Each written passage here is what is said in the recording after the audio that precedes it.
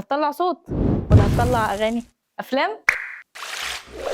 ده حاجه ليها علاقه بالصوت، دي شورت كاسيت دي. حاجه من اجهزه زي الراديو الحاجات دي. سيجا. هي فيها مربع كده، وفي هنا الحاجات اللي على الجنب دي بتتحط في المربع ده. دي حاجه برضو جيمز، صح؟ جيمنج. اصل هم نفس الحجم، يبقى دي تحط هنا لما عشان ايه تتحط بقى؟ هتطلع صوت ولا هتطلع اغاني افلام؟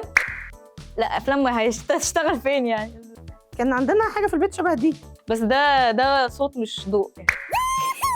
اوب، ده الاتاري. ايه ده؟ وده الاتاري؟ اتاري اكيد، يعني ايه ده؟ ده الاتاري ده برضه كان ابهار بالنسبه لنا.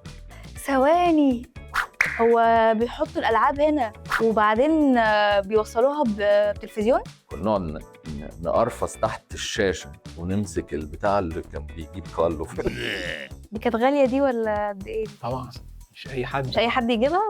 دي الناس الكويسين هم اللي يجيبوها. ما كنتش اعرف اصلا كارلو يعني. فرحت سالت اصحابنا يعني ايه كارلو، فقال لي زي ده. لا بس عرفت اجيبها. اتاري. ياه. لا على فكره انا اذكى من كده، انتوا اللي موتريني. اشهر لعبه طبعا الباك مان ده كان يمشي ياكل.